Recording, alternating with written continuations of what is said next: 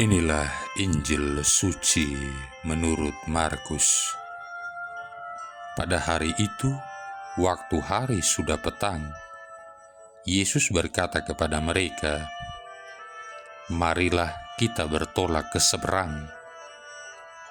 Mereka meninggalkan orang banyak itu, lalu bertolak dan membawa Yesus beserta dengan mereka dalam perahu, di mana Yesus telah duduk, dan perahu-perahu lain juga menyertai Dia.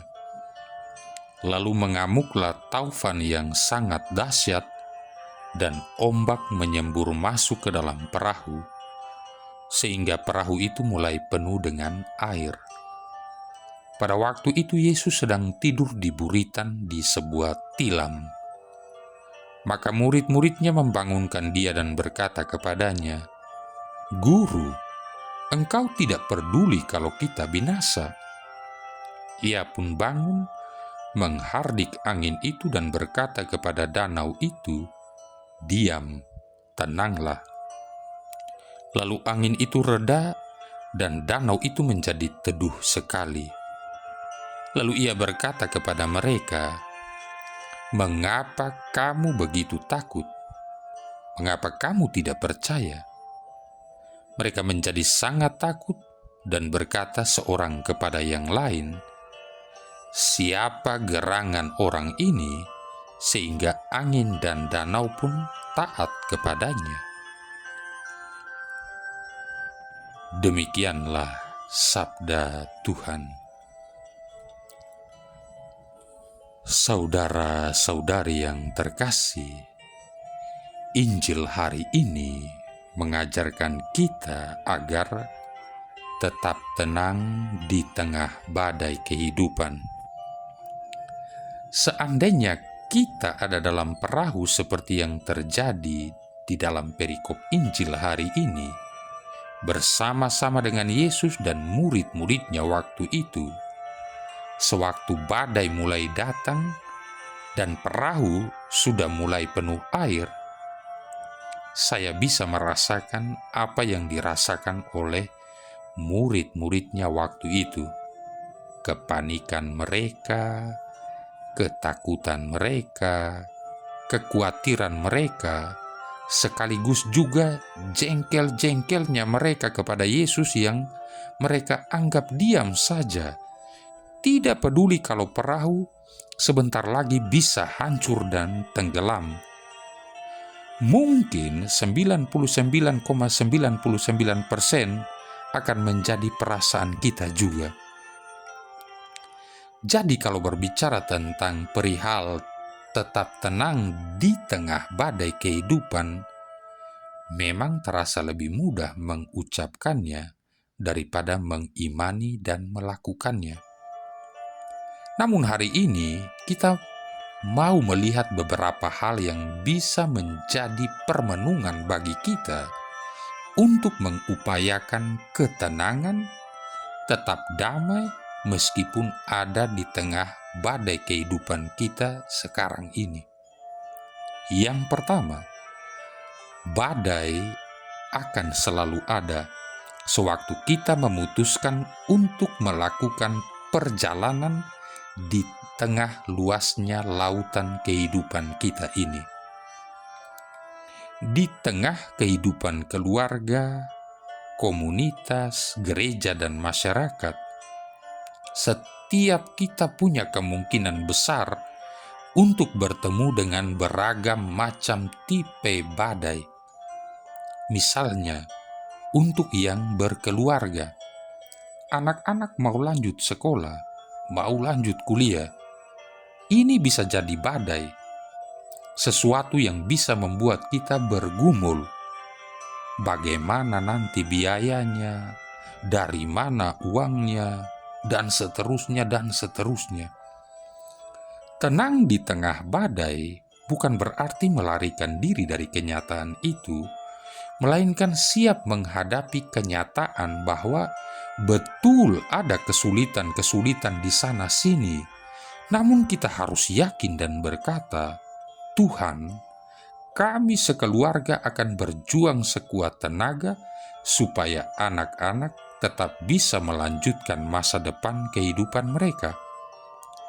Bukankah salah satu yang bisa membuat kita tenang adalah saat kita tahu bahwa kita sudah melakukan yang sebaik mungkin dalam menghadapi amukan badai itu?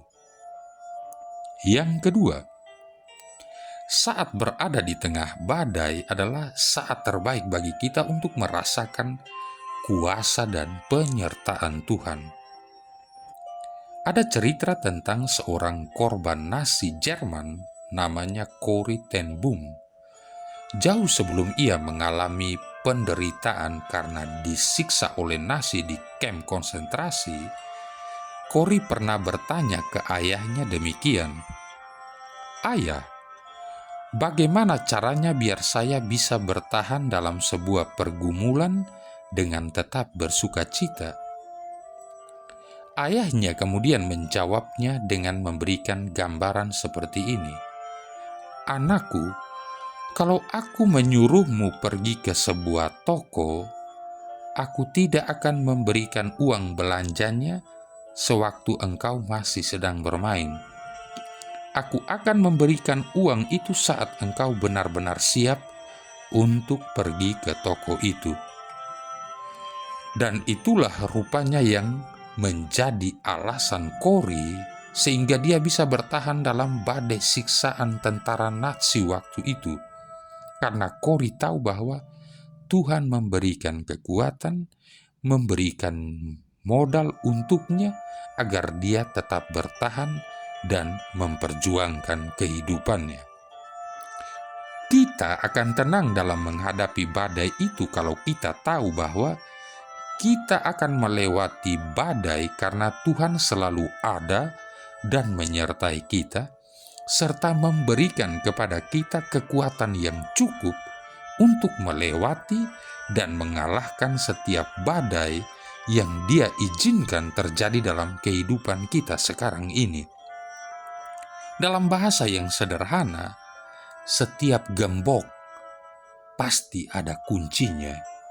Setiap masalah pasti ada jalan keluarnya. Saudara-saudari yang terkasih, yang terakhir, badai pasti berlalu.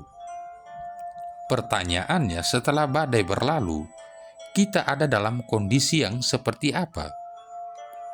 Dalam perikop hari ini, para murid menjadi semakin menyadari bahwa Yesus itu punya kuasa. Mari kita belajar dari burung Raja Wali. Raja Wali tahu kapan waktunya sebuah badai akan muncul.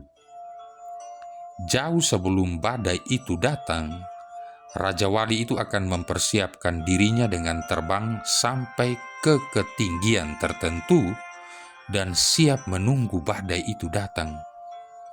Ketika badai itu datang, Raja Wali akan mengembangkan sayapnya sehingga angin badai yang datang menyerbu dirinya itu justru akan mengangkat dia melayang tinggi sehingga dia terbang jauh di atas dan melampaui badai itu dan melewati badai yang sedang terjadi waktu itu.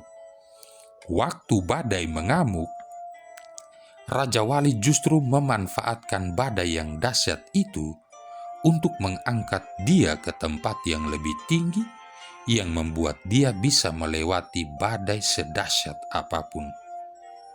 Harapan kita semua, bila berada di tengah badai kehidupan, bersama dengan Tuhan, kita bisa melewati badai itu dan menapaki tingkat kehidupan yang baru, yang lebih tinggi lagi, lebih dekat lagi, dan jauh lebih kenal lagi tentang karya dan kuasa penyertaan Tuhan dalam kehidupan kita semua. Saudara-saudari yang terkasih, Injil hari ini sebenarnya juga mengingatkan kita betapa pentingnya siapa yang kita pilih sebagai nahkoda penentu arah kehidupan kita. Tuhan tidak pernah mengatakan bahwa badai kehidupan itu tidak ada, tapi Ia sudah ada bersama-sama kita menghadapi badai kehidupan itu. Hanya yang sering terjadi, kita bertingkah seperti para murid. Kita menidurkan Yesus, tidak peduli apa yang Ia katakan, Ia inginkan, dan Ia kehendaki. Nah, nanti kalau sudah ada badai, barulah Yesus dibangunkan seraya berkata, "Tuhan, tahukah Engkau apa yang kami alami? Kenapa kami mengalami hal ini? Cepatlah bertindak." Lah, memang sebelumnya mereka tidak melihat apa yang Yesus lakukan.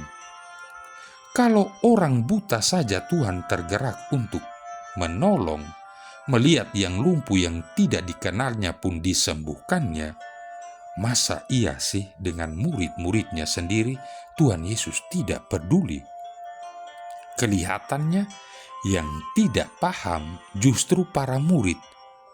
Maka Yesus mengatakan bahwa ketakutan para murid adalah akibat dari ketidakpercayaan mereka akan Yesus.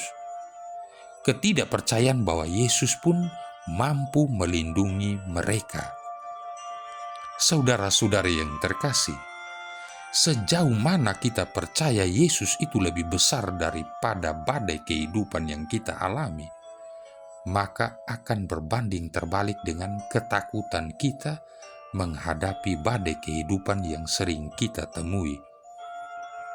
Bila mana di sekitar kita ada sahabat, kenalan, dan anggota keluarga kita yang sedang mengalami badai kehidupan, terkadang kita juga bingung bagaimana bisa membantu mereka.